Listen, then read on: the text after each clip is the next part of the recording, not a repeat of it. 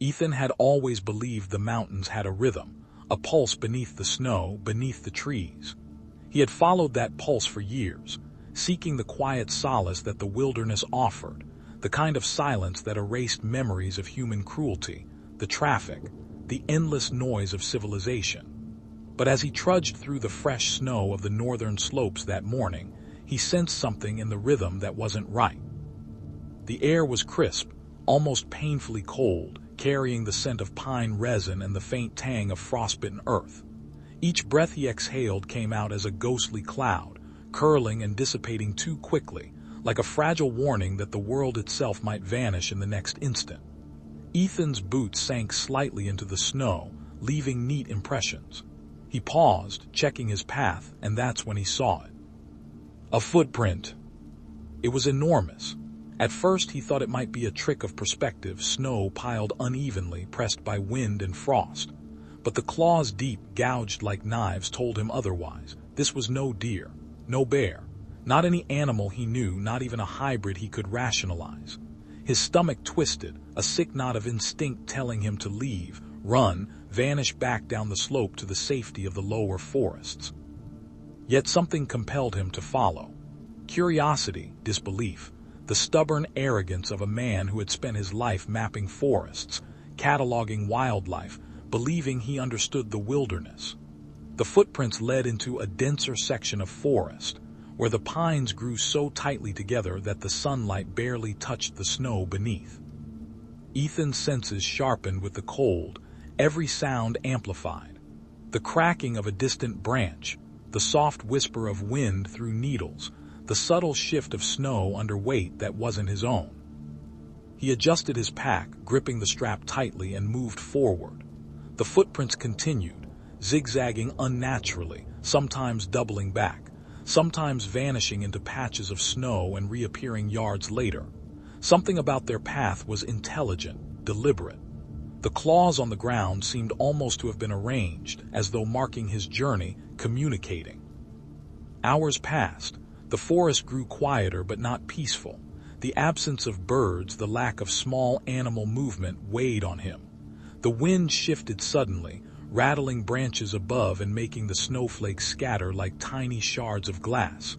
Ethan's pulse quickened. He was not alone. A sound, a distant scraping, echoed through the trees. He froze. Nothing human moved there, he knew instinctively. The sound repeated, louder now, closer. He imagined a bear, perhaps, but the rhythm was wrong, deliberate, measured, aware. He remembered the footprint, the sharpness of its claws in the snow. Whatever this was, it was hunting him, or at least observing. The sky dimmed as the sun began to set. Shadows stretched unnaturally long across the snow, twisting and merging with the trees. Every instinct screamed for him to retreat, but he felt a strange fascination. Part of him wanted proof, wanted to see, to confirm the impossible. A rational mind should have turned him back, yet his legs moved forward, carrying him deeper into the forest. By dusk, he reached a small clearing. The snow here was disturbed, broken as though some struggle had occurred. Trees were gouged, their bark shredded by claws, limbs snapped at sharp angles. Ethan stepped cautiously, noticing patches of reddish-brown staining the snow. He knelt and touched it. It was blood, old, frozen, partially covered by snowflakes. His stomach churned. The air carried a metallic scent, acrid and thick. He swallowed hard, forcing himself to breathe. Something in him knew the truth. He was not merely a visitor here, he was prey. The creatures, whatever they were intelligent, predatory, deliberate. Night fell quickly. Ethan set up a small tent on a patch of relatively flat snow, trying to calm his racing mind. Every snapping twig outside made him flinch. Every shadow seemed alive. He told himself repeatedly that he was imagining things, that exhaustion and isolation were playing tricks on him.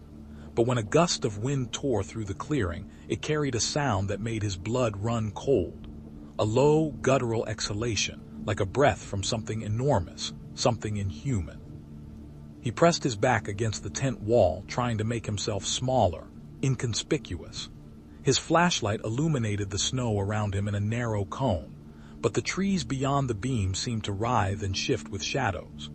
The exhalation came again, closer this time, and Ethan could swear he heard something moving in the snow, large shapes crossing silently between the trees, too fast to track. He tried to eat, but his hands trembled so violently that he spilled half of his ration. His mind raced with every possible scenario, every story he had ever read about survival in remote wilderness, every nightmare. Sleep refused him, though exhaustion pressed his eyelids down mercilessly. Hours passed. He stared at the tent wall, counting, imagining, hopping the shapes were figments. And then a sound directly outside, something brushing against his tent. The nylon stretched and creaked as if whatever it was testing the barrier between him and the forest. Ethan froze, unable to move. The snow shifted under invisible weight. His heart thudded violently, echoing in his ears. He whispered to himself, though he knew it was useless. "It's just the wind, just the wind, just the wind." The tent shuddered again. Something heavy, deliberate, pressed against it. For a moment, Ethan's mind shut off entirely. All logic, all survival instincts abandoned him. Then, with a violent snap, the tent pole bent, and a shadow lunged across the snow outside, massive, white, impossibly fast. Ethan screamed, bolted upright, and scrambled into the snow, abandoning the fragile barrier he had called protection. The forest swallowed him immediately.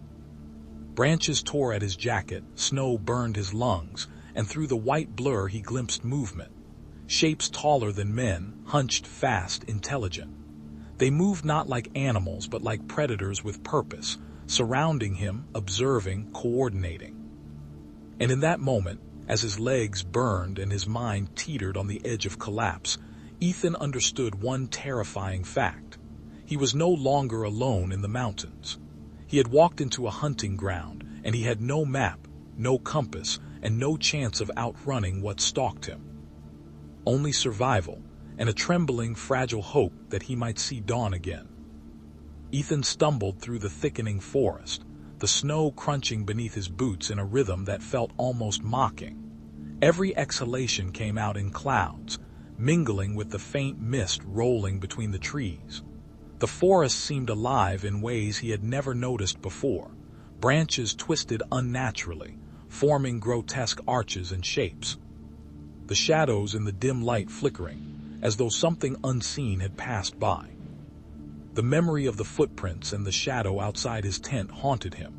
He could still see the enormous form, the pale fur blending with the snow, its dark, intelligent eyes fixing on him even in his mind's eye. The thought alone made his stomach churn, his hands shake uncontrollably around the strap of his pack. He forced himself onward, telling himself there was no alternative. To stay in one place was to invite death. The forest closed behind him, the canopy thickening, light fading to a deep twilight. Every movement of the trees, every creak of ice or crack of wood made him flinch. Then the whispers began.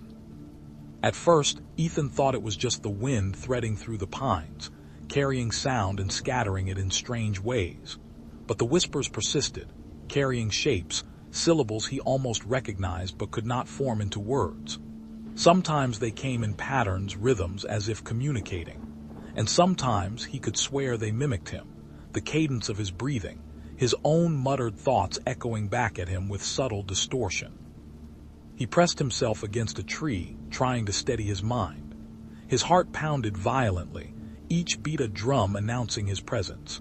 He scanned the surroundings, flashlight swinging lazily across the trunks, but there was nothing but snow, branches, and shadows stretching unnaturally long across the white floor. A sharp crack tore through the forest. Ethan froze. Snow shifted somewhere close, heavy weight brushing against ice-covered rocks. Something was moving, circling. He could sense it even without seeing it. A predator tracking him, calculating its approach with patience and intelligence. He tried to rationalize it, maybe wolves, bears, or large elk. But the rhythm was wrong, too deliberate, too intelligent. It wasn't random, it was hunting. Ethan quickened his pace, careful to leave no predictable trail. He moved quietly, pressing against trees, slipping over rocks, trying to anticipate the predator's movements. His mind was alive with scenarios, each more terrifying than the last. What if it could hear him thinking? What if it had been following him the entire time? Hours passed. The snow turned slushy beneath his boots, the slope steepening. His body screamed with exhaustion, but stopping meant vulnerability. Every step brought him closer to the unknown. Every breath carried the scent of cold, pine, and iron. Sometimes he thought he saw shapes moving just beyond the light of his flashlight, pale, blurred, humanoid. But when he looked directly, there was nothing. Night fell completely. The wind shifted again, carrying a smell Ethan couldn't place. Wet fur, rotting flesh, and something sharp, metallic. He gagged. The realization hit him. He wasn't just being stalked. He was being hunted, and the forest itself had become a labyrinth designed to drive him mad. He found a shallow depression beneath a fallen tree and crouched, trying to keep himself small, invisible. The wind moaned through the branches above, sounding almost like laughter. He closed his eyes, willing his mind to quiet, but the whispers persisted, circling his thoughts like a chorus of ghosts. And then a howl. Low, guttural, coming from deep in the forest. It wasn't like any wolf or bear he had ever heard. The sound carried intelligence and awareness. It was aware of him, and it wasn't alone. Somewhere further away, another answered, and another. The echoes converged, rising into a deafening chorus, pressing against him from every side. Ethan's mind began to fracture. He couldn't tell if the snow was moving, if the shapes were solid, or if he was seeing the world through the lens of panic and exhaustion. He gripped his flashlight, shaking violently, and pressed it against the tree trunk. The beam illuminated patches of snow, highlighting footprints, enormous, deep, clawed, and often overlapping in patterns too complex to be random. They weren't just moving through the forest. They were communicating. They were coordinating, and he was in their midst. Ethan's thoughts turned inward, circling the familiar fears that had always haunted him. The faces of friends he had lost, mistakes he had made, moments he wished he could undo, each flickered in his mind's eye with terrifying clarity. The forest seemed to respond, shadows stretching into grotesque versions of those memories, whispering, laughing. By midnight, he stumbled upon a small clearing. A few broken branches indicated another creature had passed recently. The snow was littered with shredded clothing, small scraps, remnants of what he assumed were previous victims. Blood, dark and frozen, stained the white in stark contrast. He gagged. Survival instincts surged, but a cold realization struck him. There was no one else coming to save him. No one. He was utterly alone. He pressed forward again, exhausted, slipping into a narrow ravine. The walls rose steep and jagged on either side, providing both cover and claustrophobia. He could hear something moving above him, branches snapping, snow shifting. The creatures were patient, testing him, studying him. They weren't mindless. Not yet. And then he saw it, a figure crouched in the snow, enormous, pale, eyes glinting faintly in the dim light. Ethan froze. It tilted its head, observing, waiting. Another shape emerged behind it, and another. He bolted. Branches tore at his clothes and face. Snow blinded him, turning the world into a white blur. The howls followed, close now, deliberate, echoing in a symphony of terror. Every instinct screamed to run faster, to climb higher, to survive. Hours or minutes passed. Ethan could not tell. Every step led him deeper into the forest's twisted heart, further from any hope of safety. Each movement was mirrored by the subtle, almost supernatural precision of the predators. They were always just at the edge of perception, and yet their presence pressed upon him, shaping the forest, orchestrating the terror. At dawn, Ethan collapsed into a narrow crevice, shivering, gasping, bruised, and bloodied. He pressed his back to the icy stone, flashlight flickering, trying to convince himself he had survived. But he knew the truth. He was still being watched, still being hunted, still very much alive, but only barely, a fragile thread stretched over an abyss of unimaginable horror. And as he lay there, the whispers returned, circling in his mind like a living thing. The forest had claimed him. body and soul, and he understood that it would not release him easily. Ethan awoke to the cold gnawing at his back, his body cramped and stiff against the icy stone of the crevice. The forest outside seemed deceptively still, almost fragile, but he knew better. The silence was deliberate, a predator's lullaby, masking the movements that had stalked him through the night. Every snapped branch, every crunch in the distant snow was magnified in his mind, a calculated reminder that he was never alone. He forced himself to stand, his legs shaking violently under the strain. The crevice had offered shelter, yes, but it had also boxed him in, forcing him closer to the slope that fell sharply into a ravine. One misstep, one stumble, and gravity would claim him before the predators could even reach him. He stepped cautiously, eyes scanning, ears straining for any sound that might give him an advantage, or at least a warning. And then he saw it. A small clearing up ahead, littered with remnants of something horrific. Clothing torn and shredded, as if dozens of campers had passed through here, none emerging intact. Snow turned crimson where blood had frozen into jagged patterns, frozen in place as though the forest itself had captured the moment of slaughter. Ethan stumbled closer, stomach lurching, and realized that the shapes scattered across the snow weren't entirely clothing. Bones peeked out from shredded flesh, pale and sharp against the white, gnawed at the edges. He staggered back, gagging, forcing himself to breathe. This was no accident, no natural predator. Something intelligent had torn through these people, or animals, with deliberate cruelty. His hands shook so badly he nearly dropped his flashlight. The beam illuminated footprints around the clearing, enormous, deep, clawed, overlapping in a complex pattern that suggested not randomness but design. The predators were communicating, or perhaps they were marking territory. Either way, Ethan was intruding. Fear surged into raw adrenaline. He bolted, zigzagging across the slope, but his mind couldn't escape what he had just witnessed. Every rational thought fought with his instinct to panic. He had to survive. He had to escape. But the tracks he followed and the gnawed remains in the snow spoke to a relentless intelligence. He wasn't merely being pursued. He was being studied, tested, toyed with. The forest closed around him. Trees pressed tight, branches tearing at his jacket and hair. The snow underfoot became slushy, difficult, slowing him. Somewhere in the distance he heard movement. Something massive sliding across ice, branches snapping under enormous weight. He froze, heart hammering, breath ragged. Then the sound of a low, guttural exhalation, close, deliberate.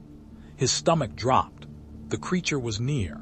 He could feel it like a pressure in the air, the way a storm presses before it strikes. He ran again, weaving between trees, leaving tracks of his own that he hoped would mislead them. Minutes or hours blurred together. Ethan had lost all sense of time. The forest had become a maze, every slope, every shadow, every branch a potential death trap. He stumbled over roots, scraped his arms raw on bark, snow filling his boots and melting against bruised skin. The whispers returned, wrapping around his mind. At first they were faint, almost like the wind, then louder, forming syllables he could almost recognize. He felt as if the forest itself was speaking, mocking, predicting his moves. Then he saw a figure. Hunched, enormous, fur white as the snow, eyes black and piercing. It crouched, muscles tensed, claws flexing against the frozen earth. Another appeared behind it, and another. Ethan's heart froze. They weren't just hunting. These creatures were hunting in a coordinated pack, communicating without sound, understanding the terrain, anticipating his every move. Ethan stumbled backward, slipping on ice. He tried to climb a steep slope, but his boots skidded, snow giving way beneath him. The creatures advanced, silently, impossibly fast. Their intelligence was apparent not just in their movements, but in the way they used the environment against him. Fallen branches were obstacles to slow him, icy rocks designed to throw him off balance. They were patient, deliberate, surgical in their pursuit. And then the first strike. A claw scraped his shoulder, tearing through fabric and flesh. Pain exploded through him, burning and icy at once. He cried out, more from shock than strength, and stumbled, almost falling down the slope. The creatures hesitated, observing as if gauging his resilience. Then they lunged again in unison, their sheer size and speed staggering. He fought, kicking, swinging, but each move seemed anticipated. He felt the raw strength of their muscles, the cold precision of their claws, the taste of iron in the air. Ethan ran blindly, slipping over a frozen ridge, crashing into a tree. His vision blurred, snow mixed with blood dripping into his eyes. The forest spun around him, a dizzying nightmare of white, black, and red. He scrambled up a narrow ravine, pressed against the rock wall, hearing the creatures close behind. Their movements were silent, except for the occasional snap of a branch or a low hiss that vibrated through his bones. Hours or minutes later, he stumbled into a second clearing. Something in the snow caught his eye, a human skull, partially buried, teeth glinting in the weak moonlight. He retched violently, heart hammering. Every instinct screamed to flee, but every muscle protested exhaustion. The whispers in his mind grew louder, almost intelligible now, as if the creatures were communicating through his own terror. Ethan's survival instinct shifted. Panic became strategy. He began memorizing the terrain, noting the positions of trees, rocks, slopes, and crevices. Every decision, every step was calculated with brutal precision. He couldn't afford to lose control, not yet. His life depended on it. The night stretched endlessly. Snow fell, masking tracks, but the creatures adapted, following him with uncanny intelligence. He realized that he was not merely prey, he was a puzzle. Each move he made, each direction he chose was studied, anticipated, countered. And yet he survived. He endured.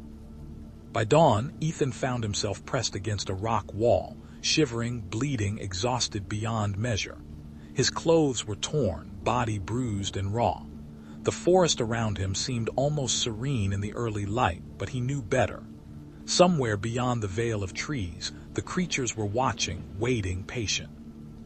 And as he pressed his back against the cold stone, trying to calm his ragged breath, he understood something horrifying. The forest had changed him. He was no longer just a man lost in the wilderness. He was a hunted mind, fractured and sharpened by terror. Every sound, every shadow, every whisper would haunt him for the rest of his life. But he was alive, and survival, even in the teeth of unimaginable horror, had become his only obsession. Ethan's eyes opened to the pale gray light of morning filtering through the dense canopy. Every muscle ached. His clothes were shredded, his skin bruised and raw, and snow had caked in clumps that weighed him down. The forest, once a sanctuary of solitude, had transformed into a nightmare, a living, breathing entity that watched him with intelligence and malice. He tried to rise, but a pain shot through his shoulder where the claw had ripped deep into muscle. He bit back a scream, forcing himself upright. Every step was agony, each movement measured. He knew the creatures were patient. They could wait, watch, stalk him, and he was beginning to understand that patience was their weapon. The forest around him bore the signs of previous victims. Trees stripped of bark, branches twisted into unnatural angles, and patches of frozen blood staining the snow in patterns too deliberate to be coincidental. His mind spun with terror, his senses screaming that something was wrong with the very air he breathed. Every gust of wind carried whispers, faint syllables that seemed almost like language. At times, he could swear the sounds mimicked him, his own thoughts reflected back in distortion. He stumbled forward, trying to maintain orientation. Hours, maybe more, blurred together. Time had no meaning here. Every direction seemed the same, snow-covered slopes, dark pines, jagged rocks. He began to question his own memory. Had he taken this path before? Had he passed this tree already? The forest seemed to shift around him, shadows stretching into impossible angles, branches scraping like claws against his skin. And then came the first hallucination.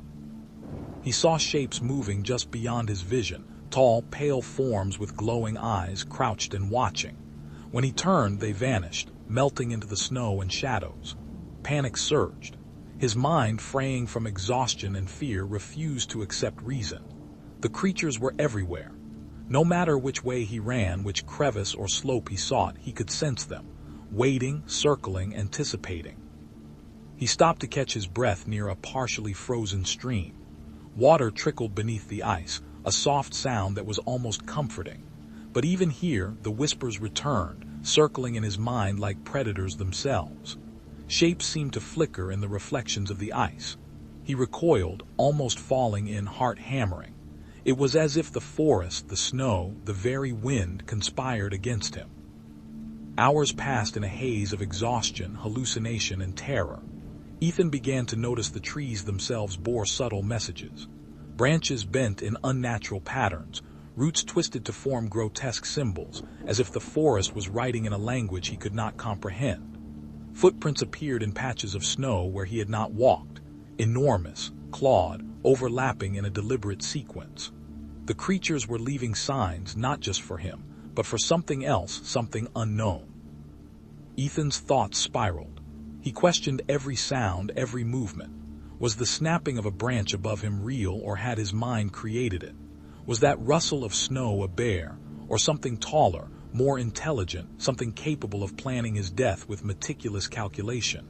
He shook violently, trying to convince himself to focus. Survival required clarity, and yet his mind was fracturing under the pressure. Then he saw the destruction. A clearing wider than any he had encountered, strewn with signs of carnage.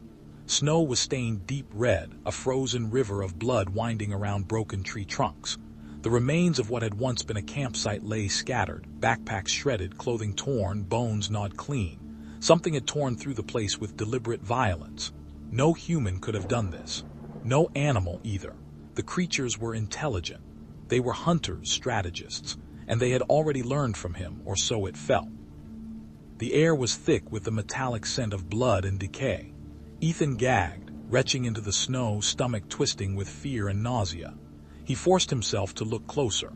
The footprints led away from the clearing, deeper into the forest, larger than before, almost impossibly so. Claw marks gouged into tree trunks, bark ripped like paper, twisted into patterns that suggested not just hunting, but communication or ritual. Ethan moved again, though every step sent pain lancing through his bruised body. The forest had become a labyrinth, and he was acutely aware that he had no map, no guide, and no help. The whispers followed him still, coiling around his mind, mimicking his breathing, reflecting fragments of memories, past failures, lost friends, moments of shame. Each recollection was distorted, twisted by terror into grotesque visions, shadows writhing in the corners of his perception. He tried to maintain some order. Every ridge, every crevice, every tree became a landmark in his mind. He marked spots where he had rested, memorized patches of snow with unique rock formations, counted the steps between trees to maintain a sense of distance and direction. But the creatures were patient. He could sense them moving in tandem with his calculations, adjusting, predicting, shadowing him. And then he felt it. A pressure in the air, subtle like the shift before an avalanche. Something massive was close, more than one. He could hear a soft, wet sound in the snow, a deliberate tread heavier than any bear, a weight that pressed the earth down like a storm. Shadows flickered, long and impossible. He turned, heart hammering, but nothing was there. Only snow, trees, and the echo of something inhuman breathing just beyond perception. The hallucinations worsened. Shapes moved in the periphery of his vision, sometimes humanoid, sometimes monstrous. The whispers became clearer, almost forming words, syllables he could almost recognize but never fully grasp. His own voice repeated back to him, distorted, mocking. He realized that part of the terror was psychological. The creatures were not merely physical threats, but manipulators of perception, warping his mind along with the landscape. Night fell again, and with it the forest became an abyss. Ethan sought a narrow ravine for shelter, but as he moved, he noticed signs of fresh destruction. Broken branches, clawed snowbanks, gouged tree trunks. The predators had been here, waiting for him, guiding him, or perhaps testing him. He felt trapped, not just physically, but mentally. He collapsed against a rock, shivering violently. Every breath was ragged, every thought splintered. He began talking to himself, a mantra to stave off the insanity. I am alive. I am alive. I am alive. The forest seemed to hum in response, a low vibration in the air that pressed against his skull. He could almost feel the shapes watching him, calculating, circling. Hours passed, or perhaps minutes. Time had no meaning. Snow fell lightly, covering footprints, hiding tracks. But the whispers never stopped. And then from the darkness beyond the trees came a sound, a low, deliberate exhalation, echoing across the clearing, followed by a rustle too precise to be the wind. Something moved. Ethan's stomach turned, every muscle tensed. He knew it would strike, knew the hunting was not over, and yet he forced himself to rise, to continue. He pressed onward into the forest, knowing he could not stop. Each step was agony, each breath a challenge, but survival demanded forward motion. He was being hunted, studied, and tested, and every instinct in his body screamed that he could not falter. The forest had changed him. Fear had sharpened him, broken him, and forced him into a state of hyper-awareness that left no room for hesitation. And somewhere deep in the shadows, he knew the predators waited, patient, intelligent, relentless. Ethan's only thought, repeated endlessly in his mind, was survival, and perhaps, if he was lucky, the hope of seeing dawn once more. Ethan's legs trembled with exhaustion, every movement a brutal negotiation with his body. The cold had seeped into his bones, snow packed into his hair and clothing, but he pressed on, driven by a single, unyielding thought: survive. The forest had become a maze, the shadows long and malevolent, and each breath he drew carried the scent of snow, pine, and something iron-rich: blood. He paused at the edge of a clearing, chest heaving. The remnants of a campsite lay scattered in the snow, splintered wood, torn clothing, frozen blood, and bones protruding grotesquely from the white surface. He swallowed hard, nausea curling his stomach into knots, and forced himself to move around the carnage.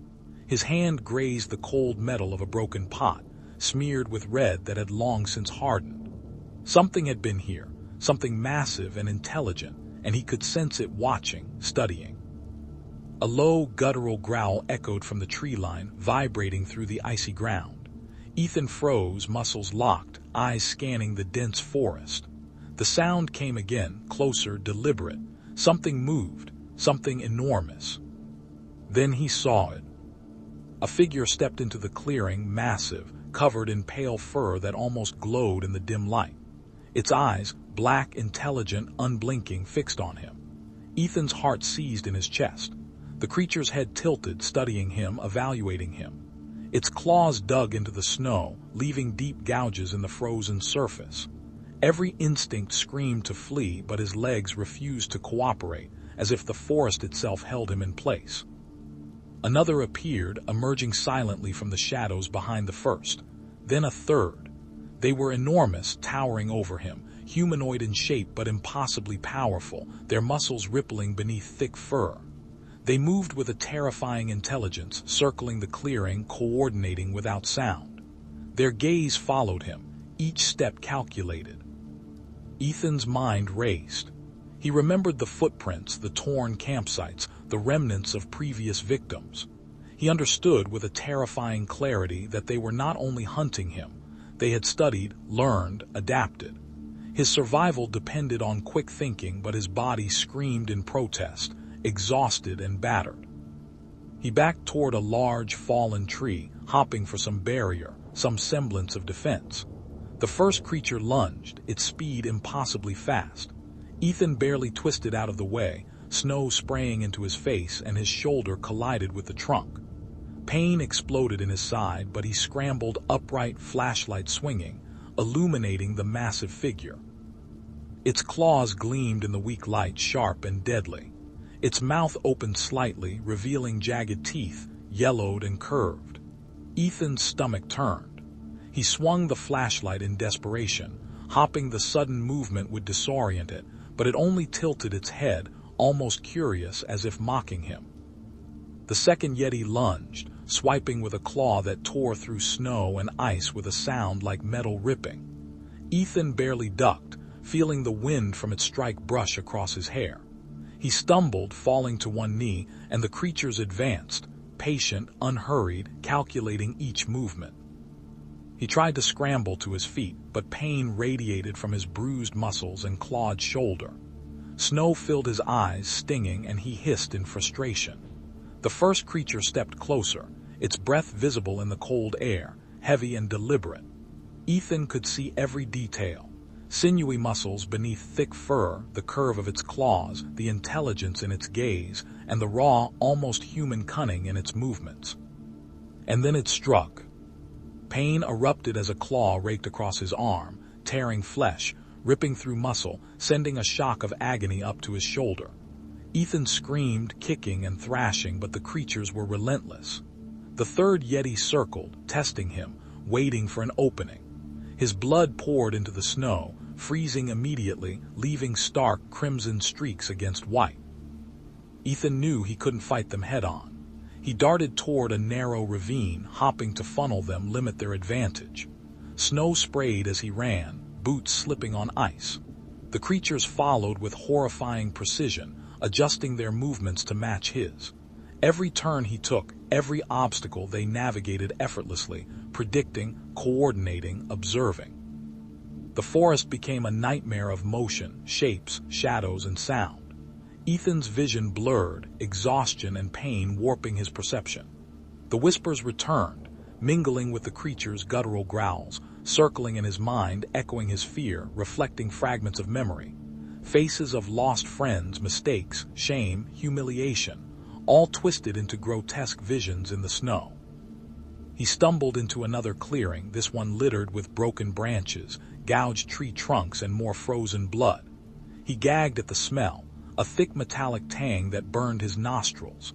The creatures emerged from the shadows surrounding him.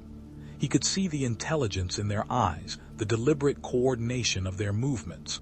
They weren't just animals. They were hunters, strategists, predators with a cruel awareness of his vulnerability. Ethan's survival instinct ignited. He spotted a fallen tree trunk bridging a narrow chasm. Without thinking, he sprinted, leaping over the gap just as a claw swiped inches from his leg.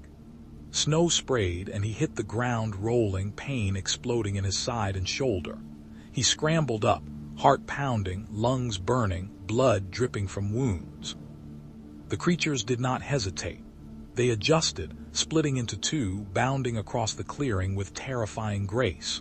One of them lunged from above, and Ethan barely twisted to avoid its strike.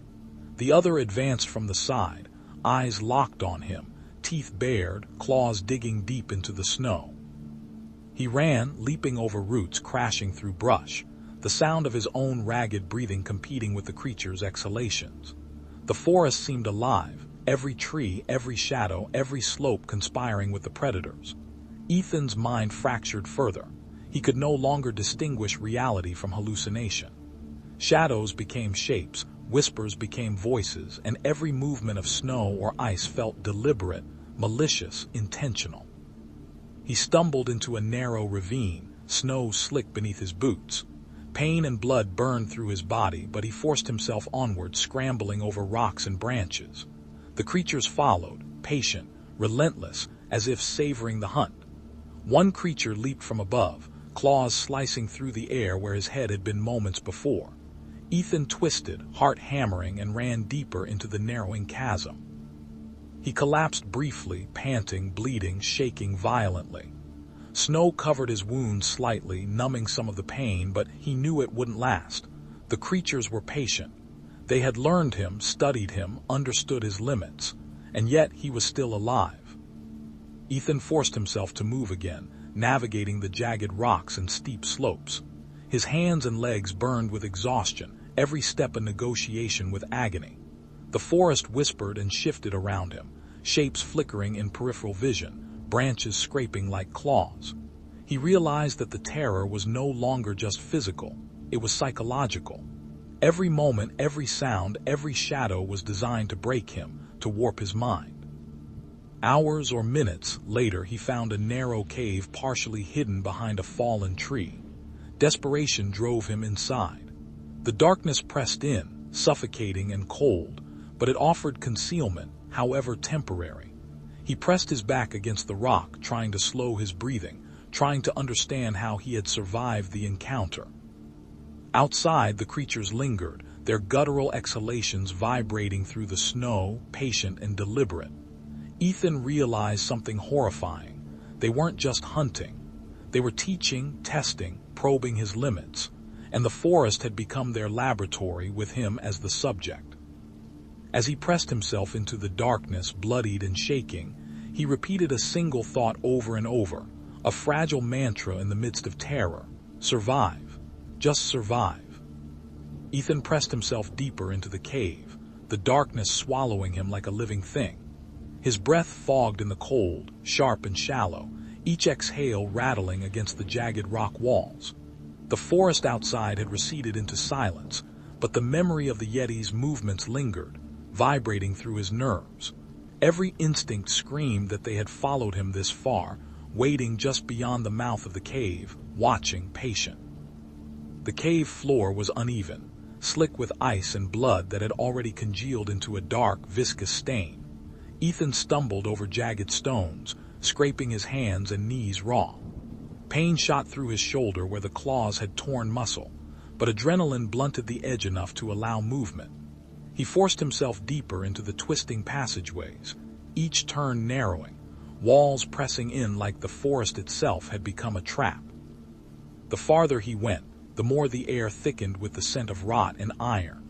Frozen remains lay in hidden crevices, remnants of previous victims, their flesh clawed and torn, bones gnawed clean. Ethan's stomach churned, bile rising as the full horror of the creature's intelligence sank in. This wasn't random violence. This was methodical, deliberate. They hunted not just to feed, but to terrorize, to imprint their dominance on the landscape. He pressed onward, hands scraping along the icy walls, searching for footing. Every sound, the drip of water, the scrape of stone, made him flinch. He began to imagine shapes flickering in the shadows, tall, pale figures with glowing eyes, crouching, waiting. At times he could hear faint, guttural exhalations, almost whispers echoing through the narrow corridors, a predator's laughter reverberating against stone. Ethan's mind began to fracture further. He saw visions in the rock faces of the dead twisted into grotesque expressions, shadows moving independently of the light. The whispers in his mind, some of them his own voice, some alien, circulated endlessly, eroding his grasp on reality. The cave was no longer just a refuge. It was a labyrinth designed to break him, psychologically and physically. Then came the first direct attack inside the cave. A shape dropped from above, enormous and silent, landing with a wet thud that sent ice and debris scattering. Ethan barely rolled aside, feeling the rush of cold air as claws dug into the rock where his head had been seconds before. Pain seared his shoulder again, a reminder that he was never safe.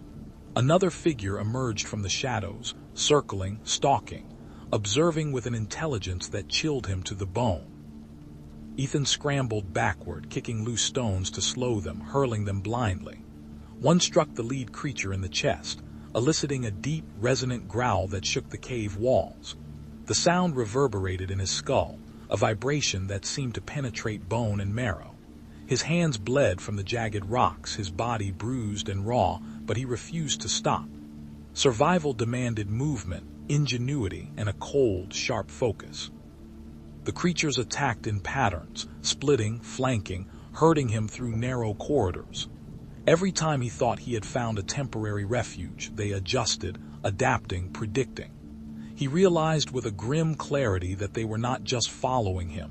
They were studying him, learning him, pushing him to the edge of endurance. The cave narrowed, forcing him into a vertical shaft barely wide enough to squeeze through. He pressed himself against the icy wall, listening.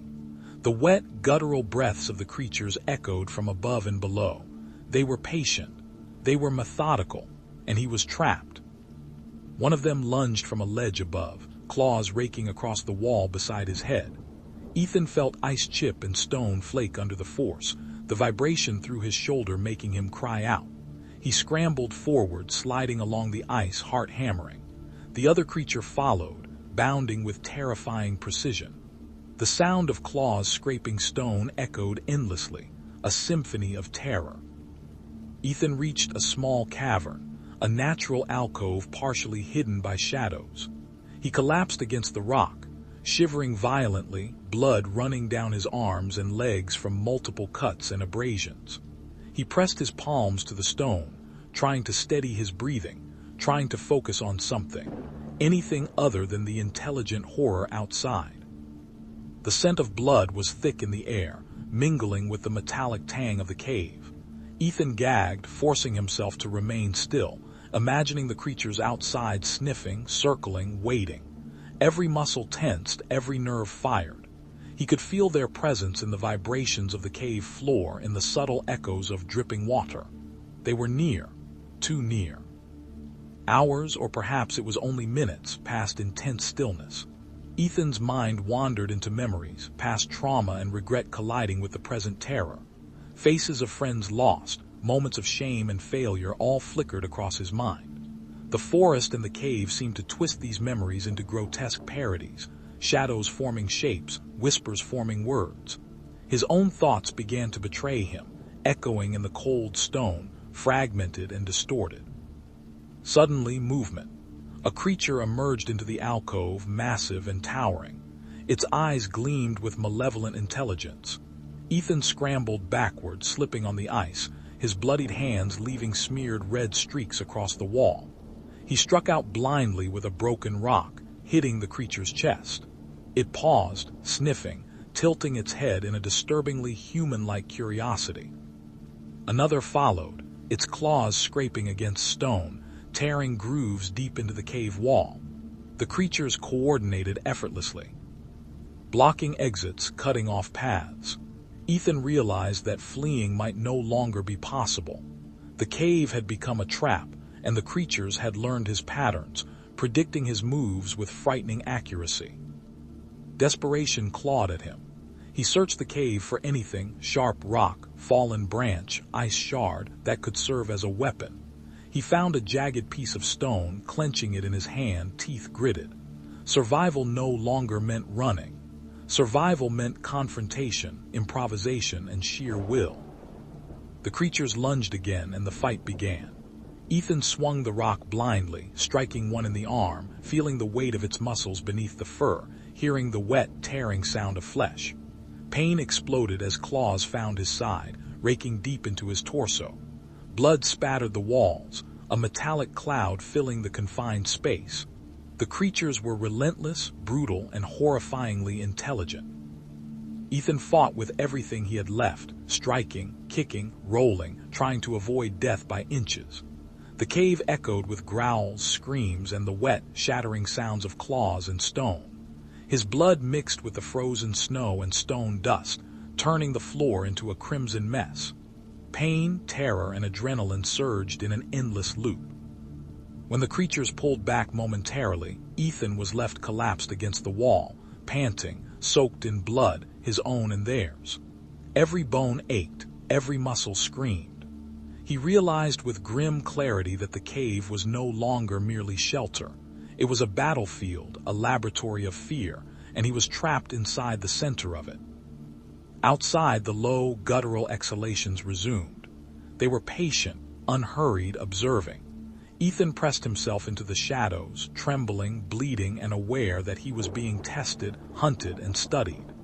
The cave walls seemed to close in, the darkness almost tangible, a living entity pressing against him. Hours, or perhaps the entirety of the night passed.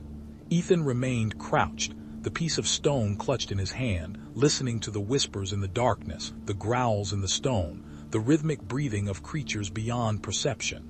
He was alone, trapped, bloodied, and yet alive. Survival had become a razor-sharp focus, a singular obsession. And he understood finally that the cave was not a refuge. It was a trap, a crucible designed to strip him to his core, testing the limits of human endurance, fear, and sanity. Yet somehow, against the unrelenting, intelligent terror, he had survived. For now, Ethan emerged from the narrow cave mouth into a twilight forest, the sky a pale gray, snow swirling in jagged eddies around him. Every step was a negotiation with pain. His arms and legs were bruised and torn, the claw marks raw blood seeping steadily into the icy snow. The creatures had not pursued him immediately, and he had no doubt this was deliberate, a test of patience, a strategic withdrawal, giving them the advantage of observing, predicting, and preparing their next move. The forest around him was eerily silent, every sound muted under a layer of snow, as if the earth itself had been silenced. Ethan moved cautiously, each step slow and deliberate, scanning the terrain, his ears straining for the slightest anomaly. The whispers in his mind had not ceased. If anything, they had grown more insistent, almost intelligent, echoing his own fears back at him with a distorted clarity. Shadows flickered among the trees, shapes that moved independently of light, and he swore he could hear guttural exhalations synchronized with his own movements. Ahead, the remnants of another destroyed campsite appeared, twisted tents and splintered wood, dark stains of frozen blood contrasting with the pure white snow. Ethan swallowed hard, forcing himself to move around the carnage. The patterns of destruction were consistent, methodical, deliberate, intelligent. Every clearing, every camp, every track revealed the creature's uncanny ability to plan, to manipulate, and to anticipate. He realized with grim clarity that these beings were not merely predators. They were hunters in the truest, most terrifying sense, calculating every move. He tried to orient himself, tracing the faint lines of footprints and claw marks that crisscrossed the clearing, but the forest had been shaped against him. Fallen branches formed barriers in his path, twisted roots created trip hazards. The creatures had sculpted the environment, using it as a tool, a weapon, a trap. His mind raced, formulating strategies, anticipating the predator's next steps, but every calculation was tempered by exhaustion and terror. And then he saw it, a figure crouched atop a snow-laden hill, massive, white-furred, its black eyes glinting with intelligence. Another appeared behind a tree, and another emerged from the shadows of a fallen trunk. Ethan froze, recognizing the pattern. The creatures were setting a coordinated ambush. The forest had become a labyrinth, and he was being driven toward a kill zone, each path manipulated to restrict escape and amplify vulnerability. Panic surged through him, but he forced himself to move. Instinct demanded retreat, but retreat was no longer an option. Every slope, every ridge, every tree had been accounted for, turned into a mechanism of control. He darted toward a dense stand of pines, hopping to break line of sight, but the creatures anticipated, flanking him with precision. One lunged from the side, claws swiping through the air where his torso had been moments before. Ethan rolled, feeling the wind from the strike brush his skin, and scrambled forward, pain searing through his body. The hunt became a deadly game. Ethan was driven through the forest, forced to navigate frozen streams, snow-laden ravines, and jagged outcroppings of rock. The Yetis moved with terrifying coordination, cutting off escape routes, herding him like prey into zones of maximum vulnerability.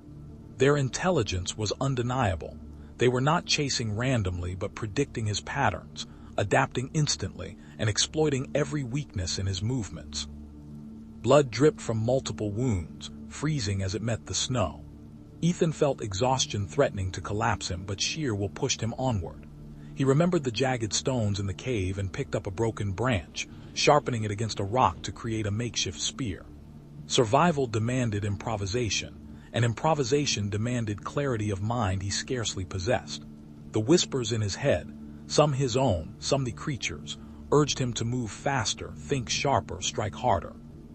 Suddenly, the first creature struck.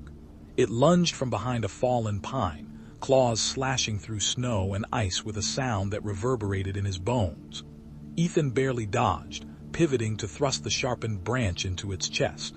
The creature recoiled, a wet, tearing sound echoing as claws scraped against his arm. Pain exploded, but he twisted free, retreating into a narrow corridor formed by fallen trees. The creatures were relentless, unyielding, and terrifyingly intelligent, adapting instantly to his tactics. He realized the forest itself had become a weapon. Snowbanks collapsed under weight, branches broke deliberately in his path, and patches of ice were set like traps. The creatures manipulated not just him, but the terrain, using every aspect of the environment as part of their hunt. Ethan's mind raced, calculating escape routes, improvising barriers and attempting to anticipate their next move. Every decision carried the weight of life or death. The battle escalated. One creature lunged from above, claws slicing into the bark of a tree mere inches from his head. Another advanced from the side, teeth bared, eyes gleaming with malevolent intelligence. Ethan swung the sharpened branch with desperation, striking deep into fur and muscle. The creature let out a guttural roar, claws raking across snow, leaving a trail of red and white. Pain and fear fused into adrenaline, sharpening his senses to a terrifying clarity. He ran again, vaulting over fallen trees, sliding down icy slopes and ducking under low-hanging branches. The creatures pursued in a coordinated dance of precision and brutality.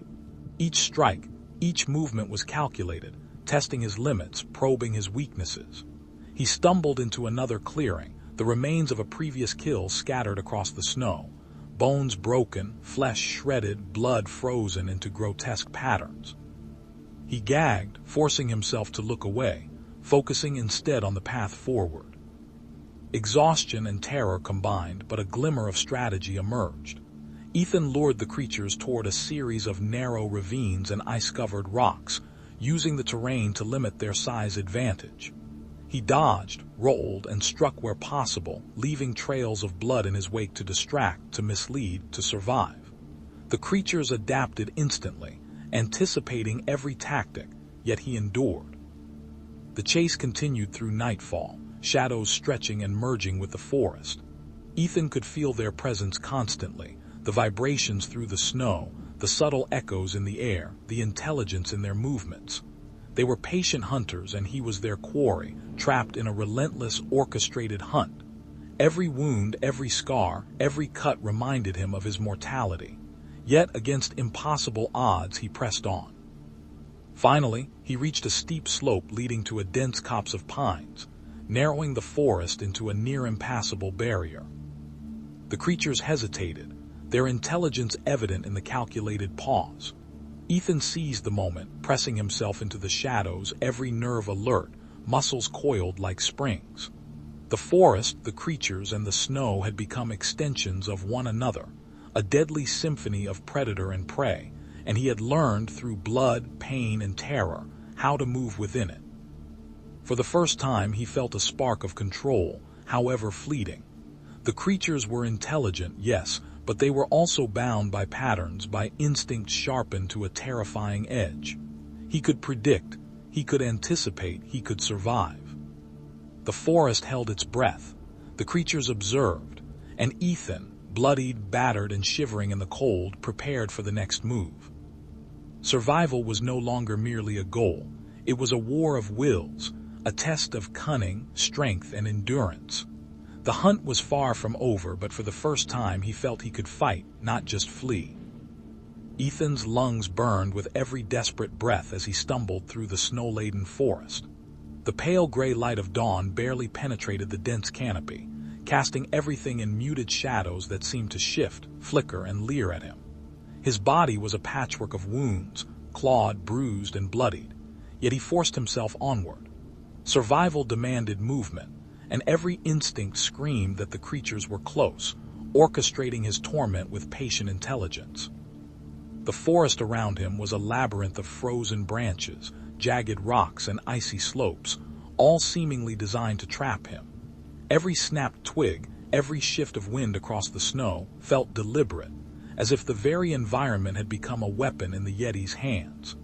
Ethan's vision blurred with exhaustion, cold, and pain, but he pressed forward, driven by a single, unyielding thought.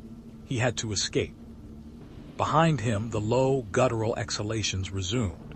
He could feel the creatures' presence through the vibration of the snow beneath his feet, the subtle shifts in air, the almost imperceptible crunch of movement behind him. They were stalking him, coordinating with a precision that defied natural instinct. Each lunge, each movement he made, they anticipated, guiding him through the forest into zones of maximum danger. Ethan stumbled into a clearing, frozen snow glittering in the weak light, but it offered little advantage. The remnants of another destroyed campsite lay scattered in grotesque patterns, shattered wood, frozen blood, and skeletal fragments half buried in snow. He gagged at the metallic scent, forcing himself to look away and focus on escape. Every second was a gamble, every step a test of endurance. He spotted a steep slope leading to a narrow ravine, a possible escape route, though fraught with peril. The slope was slick with ice and rocks protruded jaggedly through snow, promising broken bones if he faltered. Yet hesitation was more dangerous than action. He plunged forward, sliding down the slope, scraping along ice and stone, every movement a negotiation with pain.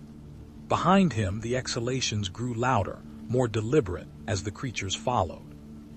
One lunged from a fallen tree, claws slicing through air where his torso had been moments before. Ethan twisted, rolling onto snow and ice, feeling the impact reverberate through every bruised bone. Blood flowed freely from multiple wounds, freezing almost immediately in the icy air. Another creature bounded from the shadows, forcing him to dart sideways into a narrow corridor formed by twisted roots and fallen pines. The predators were everywhere, intelligent, relentless, orchestrating a deadly ballet in perfect coordination. Ethan's mind raced, calculating angles, predicting movement, improvising weapons. He picked up a broken branch, jagged and splintered, and thrust it into the nearest creature's chest as it lunged. A wet tearing sound erupted, claws slicing through snow and ice, but the creature did not relent. It recoiled momentarily, then circled, preparing to strike again. Ethan darted forward, adrenaline and terror fusing into a singular clarity of purpose. The forest itself seemed to conspire with the creatures. Snow-laden branches snapped under their weight, ice patches broke beneath his feet, and the slope funneled him into areas where movement was nearly impossible. He realized the hunt was no longer just physical. It was psychological, designed to fracture his mind, to exploit every fear, every memory, every trauma he carried. Shadows flickered, whispers echoed in his mind, and shapes moved just beyond perception. He could no longer distinguish reality from hallucination. Despite exhaustion, he pressed on. The narrow ravine ahead became a tunnel of rock and ice, walls pressing close, claustrophobic, each step a negotiation with gravity and fatigue. He pressed his body against jagged stone, sliding, stumbling, and moving as silently as possible. Every sound, his own breath, the scrape of stone, the crunch of snow, felt amplified, echoing in the confined space, revealing his location to the predators. A creature lunged from above, claws raking across the wall beside his head. Ethan ducked, rolling forward, and plunged into a narrow side passage barely wide enough to squeeze through. Pain exploded in his shoulder and ribs, but he forced himself onward, adrenaline blinding him to injury. The predators followed, relentless, anticipating every movement, leaving trails of destruction in their wake. Broken branches, gouged rock, deep claw marks across frozen surfaces. The passage opened onto a small cavern, partially hidden by snow and shadow. Ethan pressed himself into the far corner, clenching the jagged branch in his hands, heart hammering. Outside, the low, guttural exhalations reverberated against stone and snow. He could sense the intelligence behind every movement, the calculated patience, the understanding of his tactics, the cruel delight in the hunt. The creatures were more than predators. They were strategists, manipulators, orchestrating his torment with terrifying precision. Hours, or perhaps only minutes, passed. Ethan remained crouched, listening to every sound, every vibration, every subtle shift in air. The forest beyond the cavern was quiet, almost unnaturally so. He knew it was a lull, a momentary pause before the hunt resumed. Shadows flickered at the edge of his vision, whispers circled in his mind, and shapes seemed to writhe in the frozen snow outside. Desperation clawed at him. He realized that escape would require more than speed, it would require ingenuity. He studied the cavern, noting loose rocks, protruding branches, and the steep slope leading upward. He could attempt to climb, but it was fraught with risk. A fall would be fatal, and the predators were patient enough to wait him out. Yet staying was no longer an option. Survival demanded action, even at the edge of impossibility. He began to climb, scraping hands and boots against ice and stone. Muscles screaming in protest. Pain exploded with each movement, blood dripping onto snow and stone, freezing immediately. Behind him, faint sounds of pursuit echoed, a soft, deliberate crunch of claws on ice, the low, guttural exhalations of the Yetis coordinating their hunt. They were not giving up. They never gave up.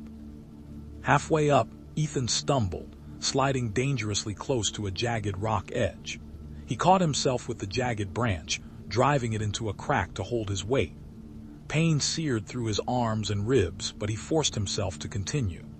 The creatures were above, below, everywhere, guiding him toward areas of maximum danger, testing his endurance, patience, and will to survive. Finally, he emerged from the cavern onto a narrow ridge overlooking a frozen valley. The predators were still present, but at a distance, observing, patient. Ethan's body trembled violently, bloodied, exhausted, and battered, yet alive. He realized that the hunt was not over, but he had achieved a temporary advantage: higher ground, better visibility, and a chance to maneuver. He pressed onward along the ridge, carefully, deliberately, every muscle coiled, senses heightened to a razor's edge. The forest below was silent, shadows flickering, snow disturbed only in patterns the creatures had left, trails designed to mislead, confuse, and control. Ethan understood that survival would depend not only on endurance but on cunning, on exploiting every advantage the environment offered. Night fell again, pale moonlight glinting off frozen surfaces. Ethan paused, bloodied hands pressed against jagged rock, surveying the frozen expanse below. The Yetis were still present, patient, watching, calculating. They had adapted, evolved, and manipulated the terrain to maximize terror. And yet, he had survived against impossible odds, against unimaginable intelligence and brutality. For the first time, he allowed himself a thought beyond mere survival: hope. It was fragile, tenuous, but it existed. The hunt was not over, the creatures were not defeated, but he had learned, endured, and survived the unthinkable. And as he moved along the ridge, carefully navigating ice and snow, he realized that survival was not just about fleeing. It was about understanding, anticipating, and facing terror with unwavering determination. Ethan pressed forward, shivering violently, bloodied, exhausted, but alive. The forest was still, the snow muted, the shadows long and flickering. Somewhere deep in the darkness, the Yetis waited, patient and intelligent, but he had survived the worst. And perhaps if he could maintain his focus, his strength, and his cunning, he could reach dawn, reach safety, and escape the forest that had become a crucible of fear, violence, and relentless pursuit.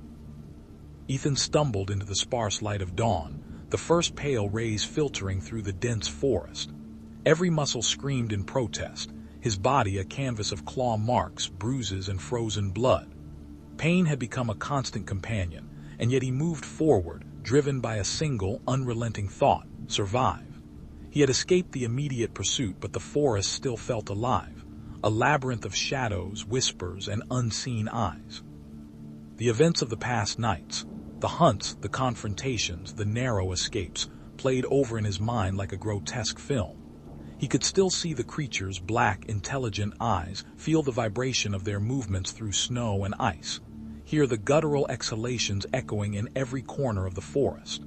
They had studied him, learned him, manipulated him, and though he had survived, he knew with a visceral certainty that the hunt was far from over. Snow crunched beneath his boots, each step a painful negotiation with frozen ground and bruised muscles. Ethan's breath came in ragged, shallow gasps, forming clouds that mingled with the cold morning air. He pressed on through the forest, every sense alert, every nerve taut. The shadows seemed to twist around him, moving independently of the wind, flickering like ghosts just beyond perception. Whispers circled in his mind, fragmented and elusive, echoing his own fears and doubts. He stumbled upon another clearing. Snow was stained dark with the remnants of previous hunts, frozen blood forming grotesque patterns across the ground. His stomach churned, bile rising, but he forced himself to continue. The forest had become a map of terror, every clearing, every slope, every branch a reminder of the creatures, intelligence, patience, and relentless cruelty. Ethan realized that survival was not simply about fleeing. It was about awareness, anticipation, and a grim understanding of the hunt that had consumed him. He pressed further, navigating jagged rocks and icy slopes, aware that the creatures were always near, always observing. The thought was oppressive. Even if he reached the edge of the forest, they might still be watching, waiting, orchestrating, their intelligence beyond anything he could comprehend. Every snap of a twig, every crunch of snow beneath his boots, every distant rustle of branches was a potential signal of their presence. The forest began to thin, snow giving way to frost-covered meadows. Ethan felt a fleeting glimmer of hope. Open spaces meant fewer ambush points, better visibility, and a chance to maintain distance. Yet the shadows persisted, and with them the whispers. His mind, already frayed, began to weave patterns out of chaos. He thought he saw figures moving at the edge of his vision. Tall, pale shapes, black eyes glinting. But every time he looked directly, they vanished. Were they hallucinations, remnants of trauma, or a subtle reminder that the creature's intelligence extended beyond the physical? Ethan forced himself onward, muscles screaming, lungs burning, body soaked with blood, both his and the creature's. He came upon a frozen river, its surface slick and treacherous, stretching like a barrier between him and any semblance of safety. He knew the ice could break, plunging him into freezing water, but hesitation would be fatal. Summoning every ounce of strength, he sprinted across, sliding precariously, heart hammering, blood streaming from fresh abrasions. Behind him, he thought he heard the faintest echo of movement, a reminder that the hunt had not ceased. The far bank was uneven, rocks jutting through ice, snow-laden trees forming a crude wall of concealment. Ethan pressed against a tree trunk, gasping, trying to control his trembling hands.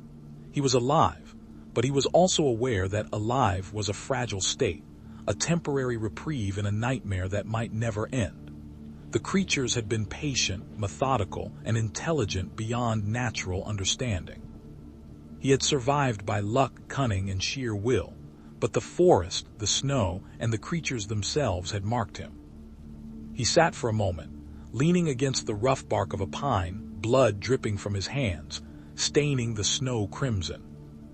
Every memory of the past nights, the caves, the attacks, the guttural growls, the cruel intelligence in those eyes played in vivid clarity. Ethan realized he had changed. The forest had stripped him bare, challenged every instinct, shattered every certainty. He was no longer simply a man trying to survive. He was a man forged in terror, sharpened by horror, aware of the fragility of life and the cunning of unseen predators. And yet, even as relief tinged his exhaustion, a gnawing fear persisted. He could still feel them, the creatures out there, somewhere, patient, calculating, intelligent. He wondered if they had been observing all along, if the forest had been their stage, and he merely the performer in a deadly play. The thought chilled him more than any physical wound. The hunt might be infinite, the terror unending. Survival was temporary. The knowledge that he had been prey to something beyond comprehension might never leave him. He rose slowly, testing his limbs, bloodied and stiff, and began moving along the riverbank. The forest behind him was quiet, deceptively so, and he forced himself to focus on the path ahead. Yet every shadow, every whisper, every movement at the edge of perception reminded him that the creature's intelligence might transcend the physical, that the hunt was not over simply because he had survived. Hours passed. The forest began to recede, giving way to jagged hills and rocky outcroppings. Ethan's body was a map of agony, muscles screaming, wounds stinging, yet he pressed on. He did not dare rest for long. Every moment of inaction was an opportunity for the predators to resume their hunt. The forest had become a memory, a scar, a place of unrelenting terror, and he knew he would never forget. Finally, the trees thinned, revealing the faint outlines of a distant village. Lights flickered in the early morning haze, smoke curling from chimneys. Ethan's legs, though battered, carried him forward with desperate urgency. The thought of other humans, of potential safety, filled him with a fragile hope he had not felt in days. Perhaps the hunt was over.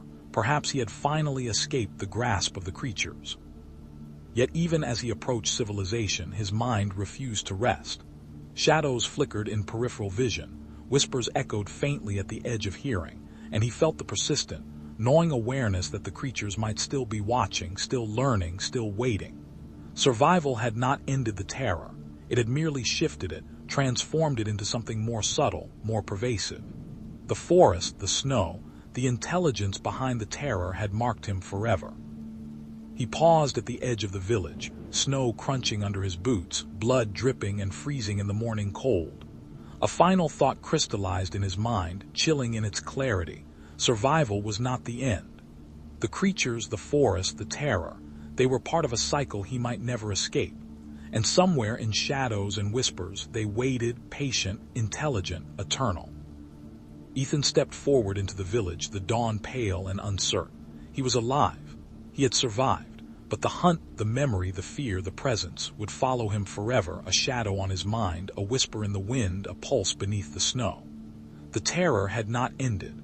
It had merely changed form. And in that moment, he understood that the world had grown infinitely larger, infinitely darker, and infinitely more terrifying than he could have ever imagined.